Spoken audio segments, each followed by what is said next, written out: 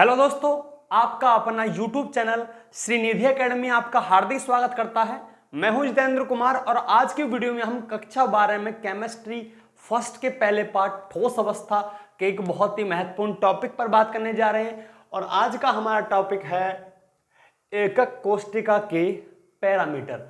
तो वीडियो में अंत तक बने रहिए। अगर आप इस चैनल पर नए हैं तो चैनल को सब्सक्राइब कीजिए, वीडियो को लाइक कीजिए और ज्यादा से ज्यादा इसको शेयर कीजिए। तो आइए समझते हैं और बात करते हैं कि एक कोष्टिका है उसके पैरामीटर कितने होते हैं। ठीक है, हम एक कोष्टिका बनाते हैं।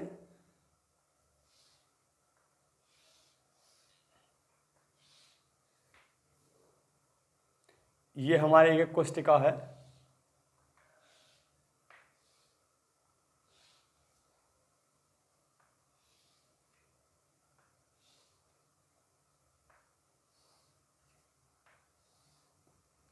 ठीक है, ये हमारी एक कोष्टिका हो गई। इसे मूल बिंदु मानते हैं, इस बिंदु को, और इसको एक्स अक्ष मानते हैं। ठीक है, ये एक्स अक्ष हो गया और ये वाई अक्ष हो गया और ये वाला अक्ष है ये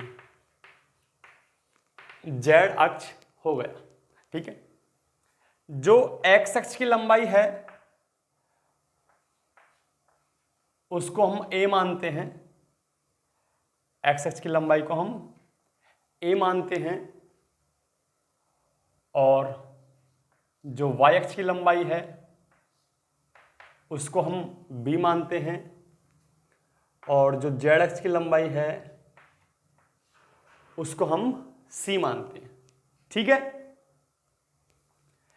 एक्स अक्ष की लंबाई को ए मानते हैं, वाई अक्ष की लंबाई को बी मानते हैं और जेड अक्ष की लंबाई को सी मानते हैं।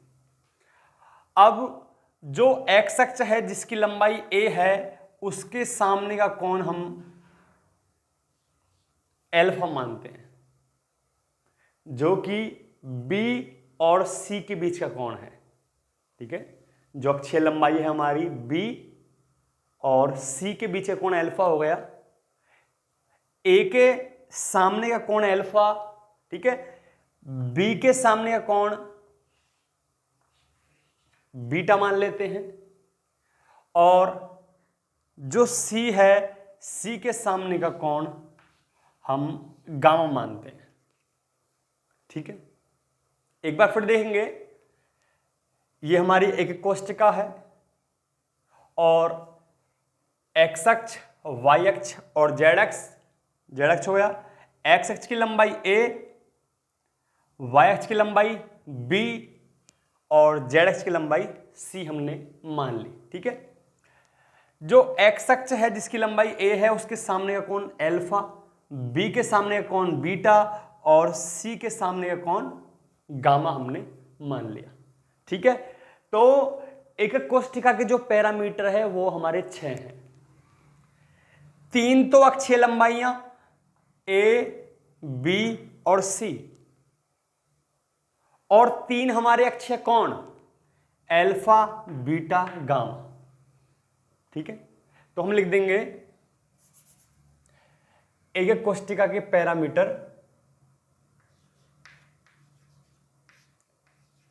एकक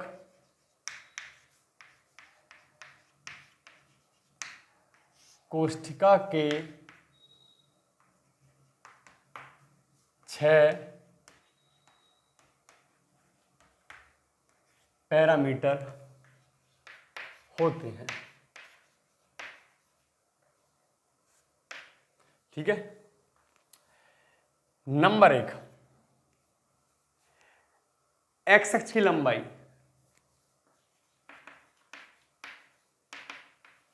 एक्स अक्ष की लंबाई बराबर ए, पहला पैरामीटर।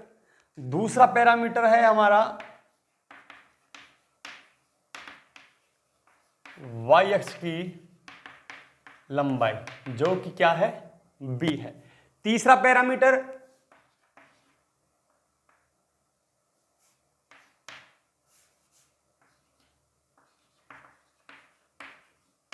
जेड अक्ष की लंबाई जो कि क्या है, सी है। 3 पैरामीटर हो गए। चौथा पैरामीटर हमारा एल्फा है, ठीक है, जो कि क्या है, बी व सी के बीच का कोण, बी व सी के बीच का कोण जो कि क्या है, एल्फा।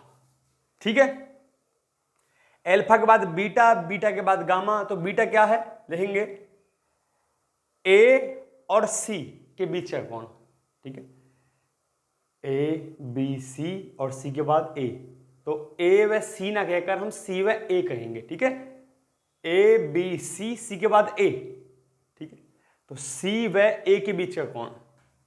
नंबर 5 है सी व ए के बीच का कोण बराबर बीटा। ठीक है, बीटा को ठीक सा बना देते हैं। Number 6 gamma. क्या है गामा, ए व बी के बीच का कोण, ए व बी के बीच का कोण कितना है, गामा। ठीक है, ये हमारे 6 पैरामीटर हो गए। और जो ए बी सी है ये अक्षों की लंबाई है, इसलिए इन्हें अक्षीय लंबाइयां कहते हैं। और जो एल्फा बीटा और गामा है ये अक्षों के बीच का कोण है, अक्षों के बीच के कोण है, इसलिए इनको अक्षीय कोण कहते हैं। तो यहां लिख देंगे लास्ट में ए कोमा बी कोमा सी अक्षीय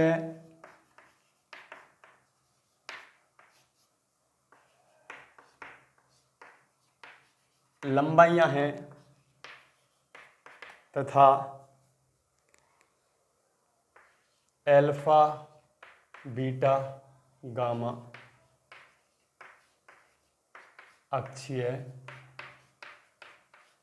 कोण है। ठीक है, हमारे 6 पैरामीटर हो गए। और इन 6 पैरामीटरों के आधार पर जो एक एक कोष्टिकाएं हैं वो 7 प्रकार की होती हैं। ठीक है, जो हमारे 6 पैरामीटर हैं इनके आधार पर जो एक एक कोष्टिकाएं हैं वो 7 प्रकार की होती हैं। और कौन कौन से प्रकार हैं हम देखेंगे। ठीक है, स्क्रीनशॉट ले सकते हैं। हमारे 6 पैरामीटर होते हैं ए बी सी तथा एल्फा बीटा गामा। इनके आधार पर जो एक एक कोष्टिकाएं हैं वो 7 प्रकार की होती हैं।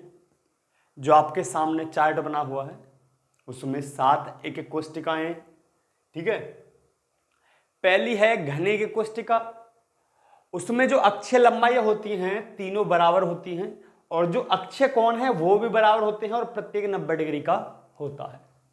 ठीक है, उसके आगे जो दूसरे नंबर की जो एक कोष्टिका है उसका नाम है द्विसमलंबाक्ष।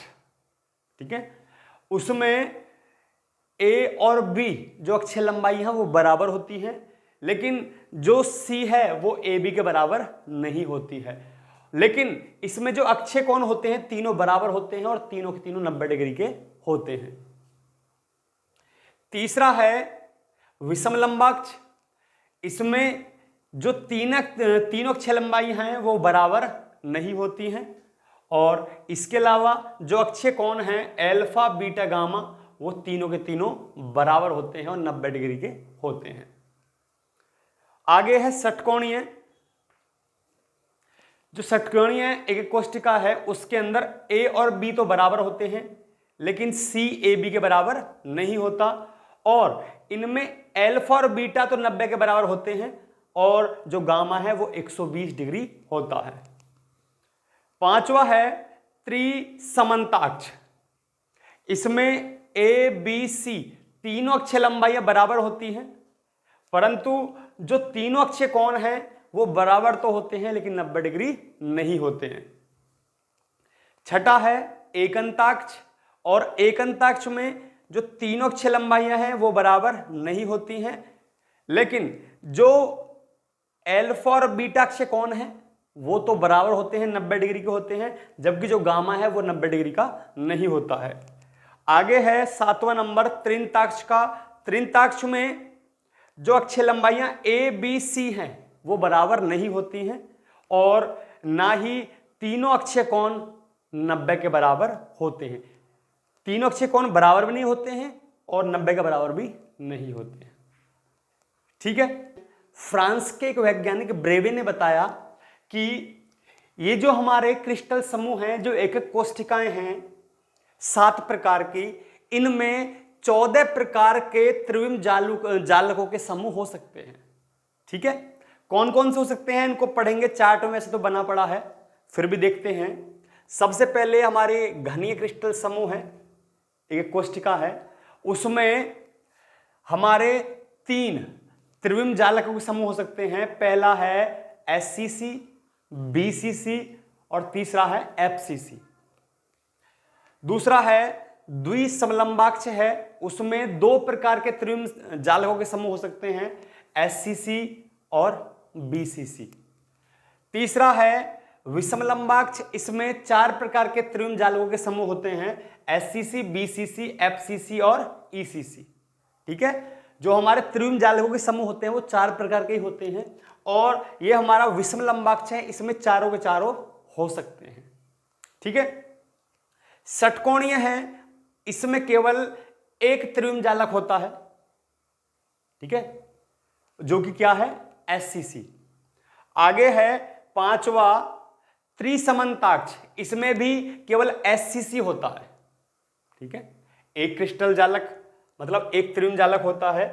छठा जो है एकंताक्ष है, इसमें हमारे 2 होते हैं त्रिविम जालकों के समूह, और जो 7वां है वो त्रिंताक्ष है, इसमें भी केवल एक त्रिविम जालकों का समूह होता है। तो कुल मिला के 3, 2, 5, 4, 9, 1, 10, 11, 2, 13, 14 ब्रेवे जालक होते हैं। ये जो 14 के 14 जालक हैं इनको हम ब्रेवे जालक कहते हैं, क्योंकि इनका पता जो लगाया वो ब्रेवे नाम के वैज्ञानिक ने लगाया, इसलिए इन जालकों को हम ब्रेवे जालक कहते हैं। ठीक है, काफी महत्वपूर्ण है ये बात भी। प्रश्न ये बन सकता है कि ब्रेवे जालक कितने होते हैं और कौन कौन से होते हैं। ठीक है, वैसे तो जो हमारे क्रिस्टल समूह होते हैं पैरामीटरों के आधार पर, ठीक है, पैरामीटरों के आधार पर जो हमारी क्रिस्टल समूह होते हैं या एक कोष्ठिकाएं होती हैं वो 7 प्रकार की होती हैं। ठीक है, लेकिन इन 7 एक कोष्ठिकाओं में, इन 7 क्रिस्टल समूहों में जो ब्रेवे जालकों की संख्या होती है वो 14 होती है। ठीक है, वो 14 कौन कौन से हो सकते हैं, हर जो हमारा क्रिस्टल समूह है, जो हमारी एक कोष्ठिका है, इसमें त्रिविम जालकों के समूह है वो अलग अलग होते हैं। ठीक है, किसी में 3 है, किसी में 4 है, किसी में 2 है, किसी में 1 है, किसी में 2 है 1। ठीक है, इस तरह से अलग अलग होते हैं और कुल मिला के 14 होते हैं।